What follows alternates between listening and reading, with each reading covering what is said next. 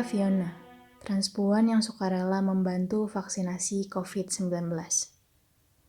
Jumat 7 April 2021 siang itu bangku-bangku antrian di Puskesmas Babatan Bandung mulai kosong.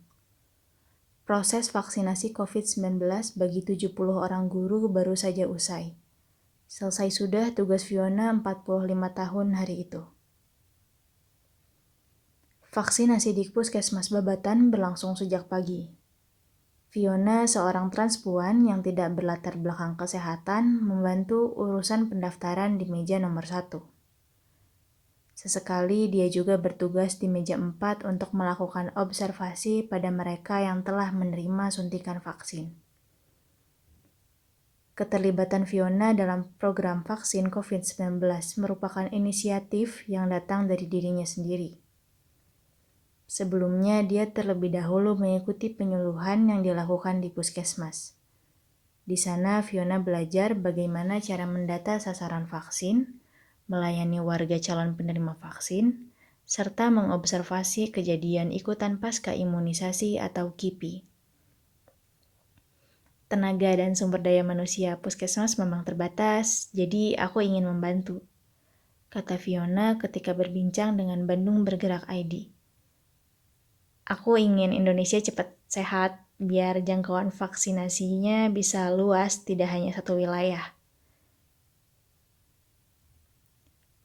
Fiona aktif di organisasi Transpuan Jawa Barat Srikandi Pasundan. Sudah sejak 2014, dia bekerja sebagai tenaga penjangkau lapangan.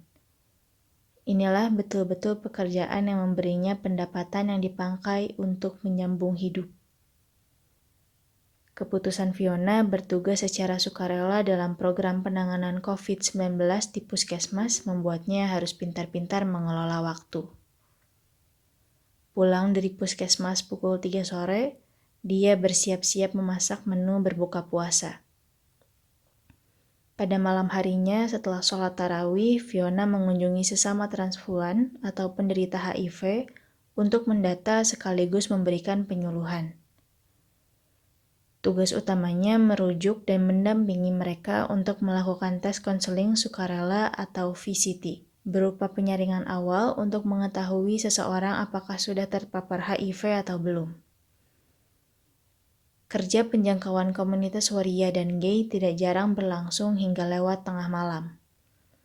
Keesokan harinya, formulir data yang telah terisi harus disetorkan ke Sekretariat Srikandi Pasundan.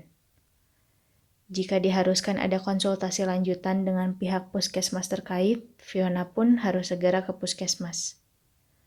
Rutinitas Fiona di Ramadan kali ini bukan main padatnya. Namun, toh dia menjalani semuanya dengan senang.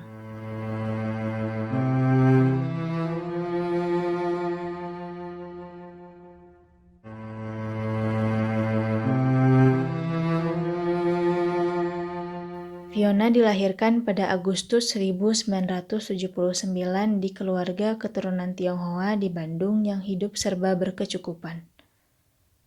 Ayah dan ibunya telah memeluk Islam sejak awal pernikahan. Lulus sekolah menengah atas di Kediri, Fiona memutuskan untuk bekerja dengan menerima tawaran menjadi tenaga kerja Indonesia atau TKI di Taiwan. Kurang lebih 2 tahun dia bekerja sebagai pramusaji. Fiona kembali ke tanah air ketika kerusuhan meletus di mana-mana pada 1998. Di Jakarta, dia menyaksikan penjarahan di mal-mal. Beruntung, dia selamat sampai ke Bandung. Fiona memiliki banyak keahlian, salah satunya memasak. Lulus kursus tata boga, Fiona bekerja sebagai kepala koki di sebuah restoran di Bandung dari tahun 2002 hingga 2007. Dari sana, dia kembali bekerja sebagai TKI di Arab Saudi selama 2 tahun. Kali ini dia menjadi koki. Fiona adalah anak ke-6 dari 7 bersaudara. Sejak kecil, dia merasa dirinya berbeda dari lelaki kebanyakan. Dia merasa dirinya adalah perempuan. Kesadaran inilah yang menjadi salah satu pertimbangan bagi Fiona untuk tidak berkuliah dan memilih pergi bekerja ke luar negeri. Fiona pun mulai berani mengubah penampilan meski belum secara total. sejak bekerja di perusahaan rumah makan di Taiwan. Kembali ke Indonesia, dia benar-benar telah menjadi seorang transpuan dengan penampilan yang berubah sepenuhnya sejak 13 tahun lalu.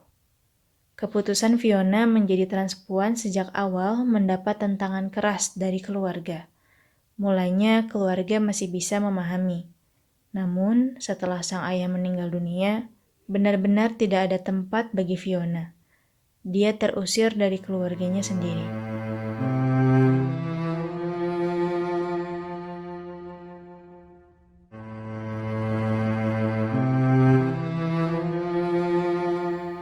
Di Bandung, Fiona tidak pernah mendapat perlakuan diskriminatif. Lingkungan puskesmas tempatnya bertugas secara sukarela menyambut kehadirannya dengan sangat baik.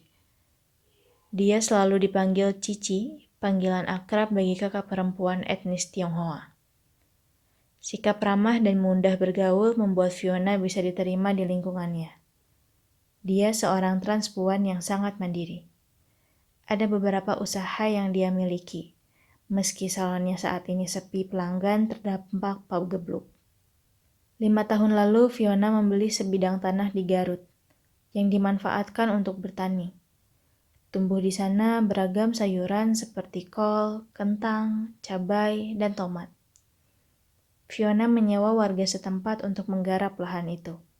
2 minggu sekali dia menengoknya. Menjadi mandiri merupakan salah satu prinsip hidup Fiona. Dia tidak ingin menyulitkan orang lain. Sebisa mungkin dia mencukupi setiap keperluannya sendiri. Dengan menjadi mandiri, seorang transpuan tidak akan rentan menerima perlakuan diskriminatif. Saya tidak macam-macam. Saya bekerja tidak menyusahkan orang lain, tuturnya.